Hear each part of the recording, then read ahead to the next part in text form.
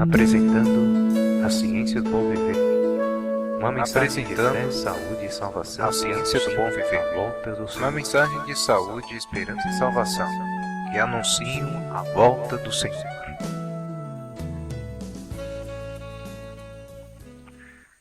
Em certa ocasião, estando o célebre ator Bertheton a jantar com o Dr. Sheldon, arcebispo da Cantuária, este lhe disse: "Falta propôs de dizer-me, Sr. Bertheton, por que é que os atores afetam tão poderosamente o auditório, falando-lhes de coisas que são totalmente imaginárias?" "Senhor", respondeu Bertheton, "com a devida submissão à vossa graça, permita-lhe dizer que a razão é clara. Tudo consiste no poder do entusiasmo. Nós no palco falamos de coisas imaginárias como se elas fossem reais. E vós no púlpito falais de coisas reais como se fossem imaginárias." Quando esteve entre nós como homem, Jesus disse: "Vinde a mim todos vós que estáis cansados e sobrecarregados, e eu vos aliviarei." Aproxime-se de Jesus agora e descanse nele. Jesus Cristo é o mesmo ontem, hoje e eternamente. Ainda hoje ele continua convidando você, dizendo: "Descansa em mim."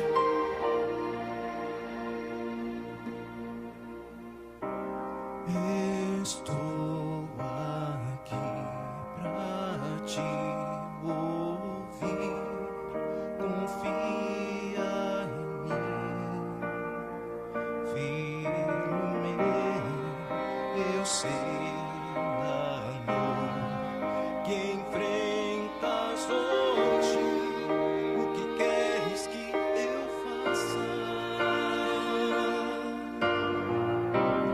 Te fiz com minhas próprias mãos.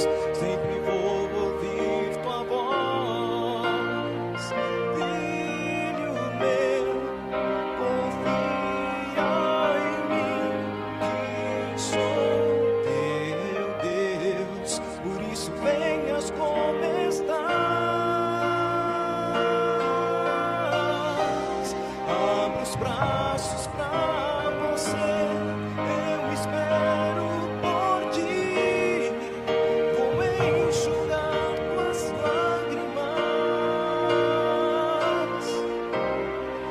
Acredite que estou disposto a cuidar de ti.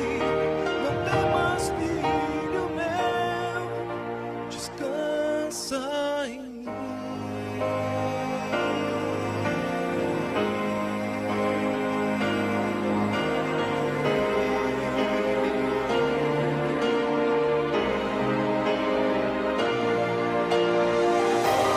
Abra os braços pra você. Eu espero por ti. Vou enxugar tuas lágrimas. Acredite que estou disposto a cuidar de ti. Não temas, filho meu. Descansa em mim.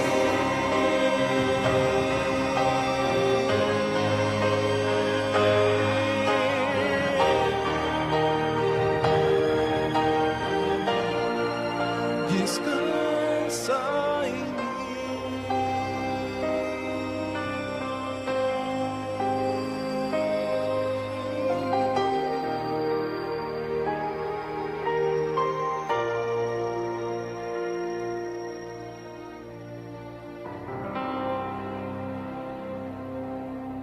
Cristo, nosso único exemplo, o verdadeiro médico missionário.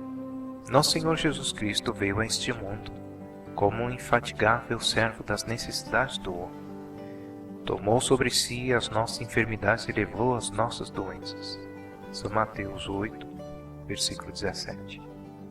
A fim de poder ajudar todas as necessidades humanas, veio para remover um fardo de doenças, misérias e pecado.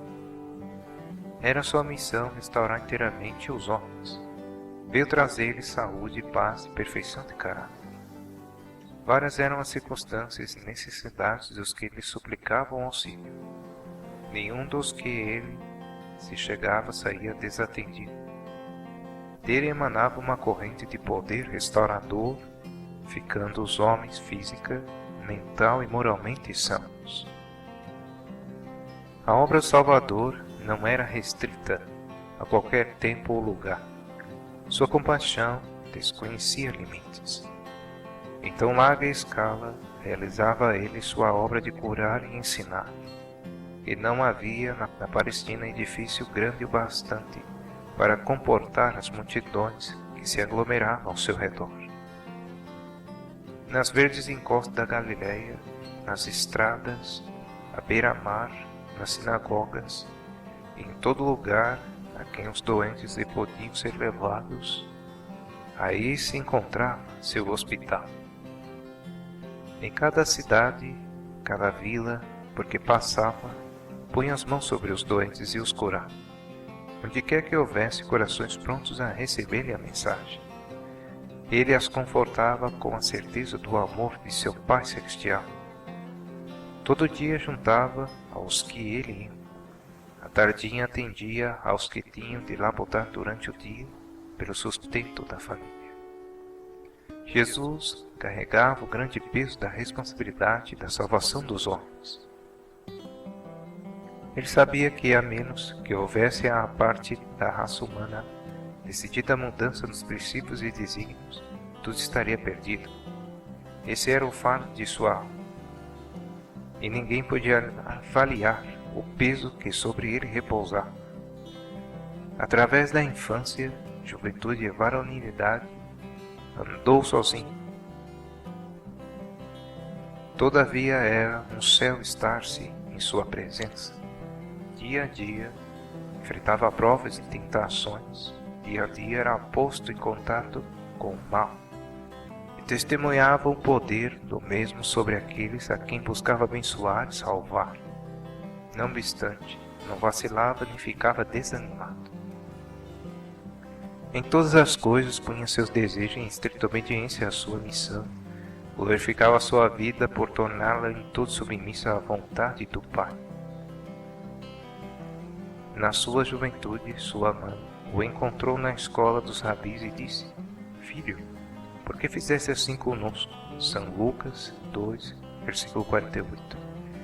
Ele, porém, respondeu, sua resposta é a nota tônica de sua obra vitalícia.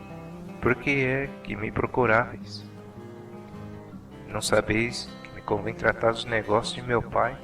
São Lucas 2, versículo 49. Sua vida foi de constante abnegação. Não possuía lar neste mundo, a não ser o que a bondade dos amigos lhe preparava como peregrino. Ele veio viver em nosso favor a vida dos mais pobres, e andar e trabalhar entre os necessitados e sofredores. Entrava e saía, não reconhecido nem honrado diante do povo por quem tanto fizera. Era sempre paciente e bem disposto, e os aflitos o saudavam como um mensageiro de vida e paz. Via as necessidades dos homens e mulheres, crianças e jovens, e todos dirigia o convite: Vinde a mim. São Mateus 11, versículo 28. Durante seu ministério, Jesus, decidido, dedicou mais tempo a curar os enfermos do que a pregar. Seus milagres testificavam da veracidade de suas palavras, e de que não veio destruir, mas a salvar. Onde quer que fosse, as novas de sua misericórdia o precediam. Por onde havia passado, os que haviam sido alvo de sua compaixão se regozijavam na saúde e experimentavam as forças recém-adquiridas. Multidões ajuntavam-se em torno deles para ouvir de seus lábios as obras que o Senhor fizera e realizara. Sua voz havia sido o primeiro som por muitos, seu nome o primeiro proferido, seu rosto o primeiro que contemplaram. Por que não haveriam de amar Jesus e programar-lhe o louvor? Ao passar por vilas e cidades, era como uma corrente vivificadora, difundindo vida e alegria. Como está escrito em São Mateus 4, versos 15 e 16, a terra de Zabulon e a terra de Neftali, junto ao mar, o caminho do mar, além do Jordão, Galiléia das nações. O povo que estava sentado em trevas viu uma grande luz. Aos que estavam sentados na região da sombra da morte, a luz raiou. O Salvador tornava cada ato de cura uma ocasião para implantar princípios divinos na mente e na alma. Esse era o desígnio de sua obra, comunicava bênçãos terrestres, para que pudesse inclinar o coração dos homens ao recebimento do Evangelho de sua graça. Cristo poderia ter ocupado o mais elevado lugar entre os mestres na nação judaica, mas preferiu levar o Evangelho aos pobres. Ia de lugar a lugar, para que os que se achavam nos caminhos e atalhos pudessem ouvir as palavras da verdade. Na praia, nas encostas das montanhas, nas ruas da cidade, na sinagoga, sua voz se fazia ouvir explicando as Escrituras.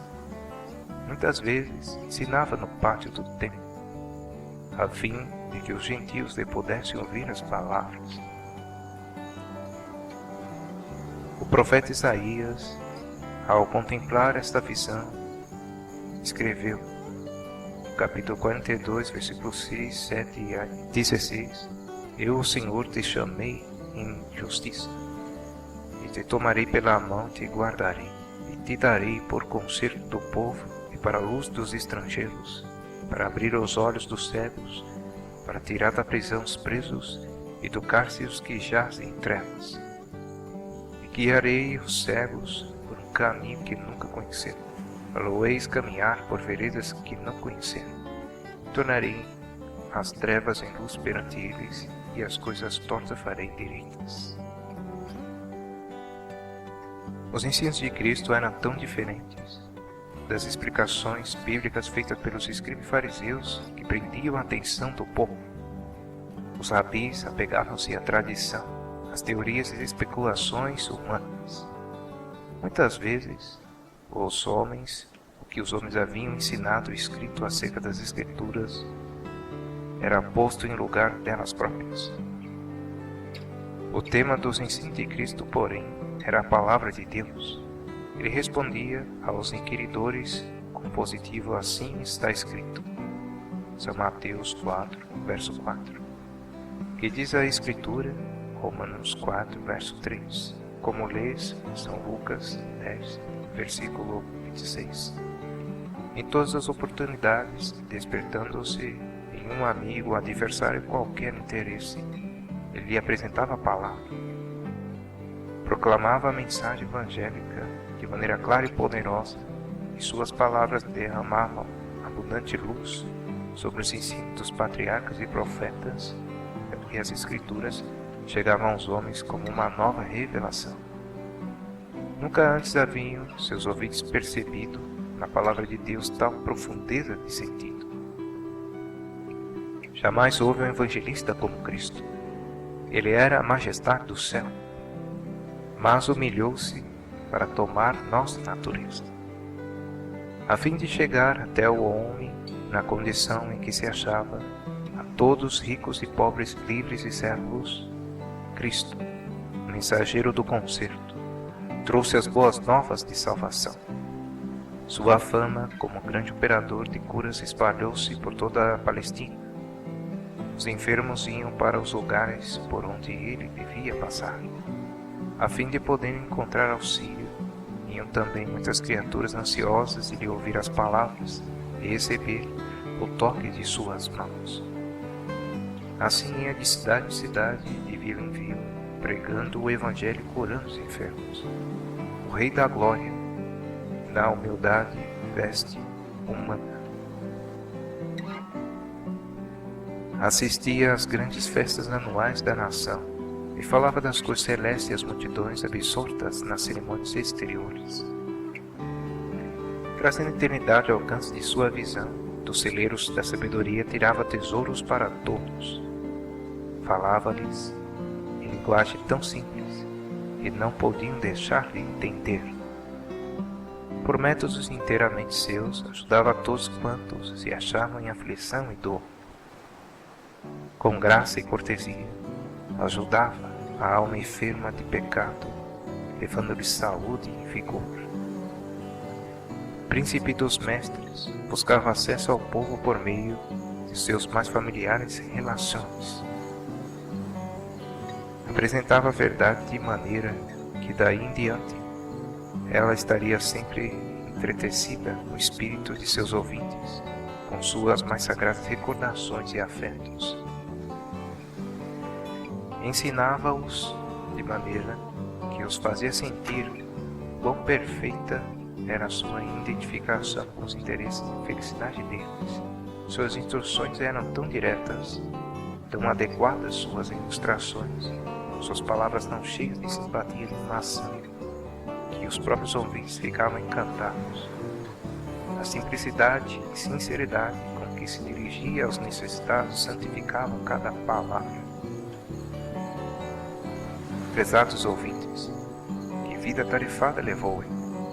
Dia a dia, podia ser visto entrando nas humildes habitações da miséria e da dor, dirigindo palavras de esperanças aos abatidos, de paz aos aflitos.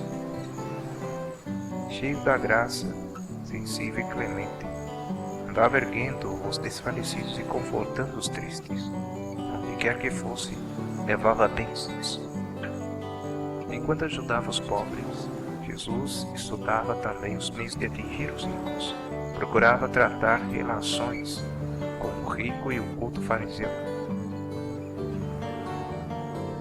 o nobre judeu e a autoridade romana. Aceitava-lhes os convites, assistia às suas festas, tornava-se familiar com os interesses e ocupações deles, a fim de obter acesso ao seu coração e revelar-lhes as imperecíveis riquezas. Amigos, Cristo veio a este mundo para mostrar que, mediante o recebimento do poder do alto, o homem pode levar vida imaculada. Com incansável paciência e assistência compassiva, ia ao encontro dos homens nas suas necessidades. Pelo suave contato da graça, bania da alma o desassossego e da dúvida, transformando a inimizade em amor e a incredulidade em confiança. Podia dizer que lhe aprovesse, segue-me, e aquele a quem se dirigia, levante-se e o siga. E eles o seguiam. Quebrava-se o encanto da fascinação do mundo. Ao som de sua voz, fugia do coração o espírito de avidez e ambição.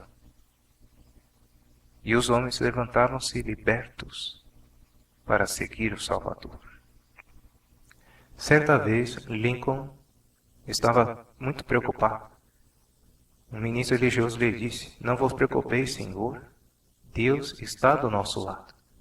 O presidente então lhe respondeu: "Não me preocupo tanto em saber se ele está ao nosso lado, e sim saber, com certeza, se nós estamos do lado dele." Finalizamos com a mensagem dos Arautos do Bem.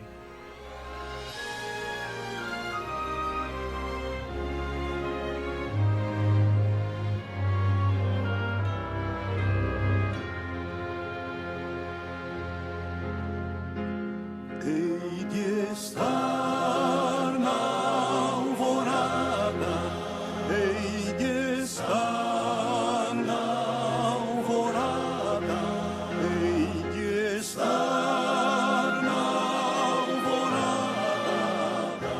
Quando for chamado lá, eu hei de estar. Quando for chamado lá, eu hei de estar.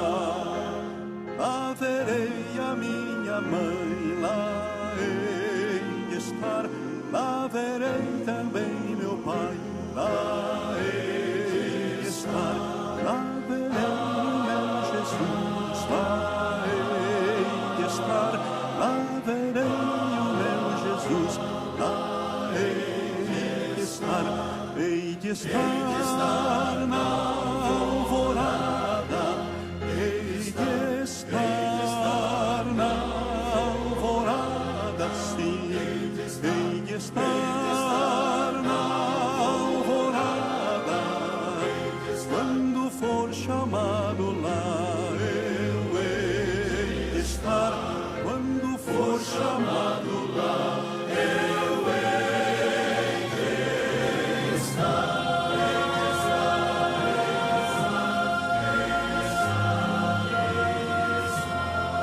Analisamos com a mensagem de Isaías 61, versículos 1 ao 3. O Espírito do Senhor Jeová está sobre mim, porque o Senhor me ungiu para pregar boas novas aos mansos, enviou-me a restaurar os contristos de coração, a proclamar liberdade aos cativos e abertura de prisão aos presos, e apregoaram ao ano aceitável do Senhor e dia da vingança de nosso Deus, a consolar todos os tristes, a ordenar acerca dos tristes de Sião, que se lhes dê ornamento por cinza, óleo de gozo por tristeza, veste louvor por espírito angustiado, a fim de que se chamem árvores de justiça, plantação do Senhor, para que ele seja glorificado.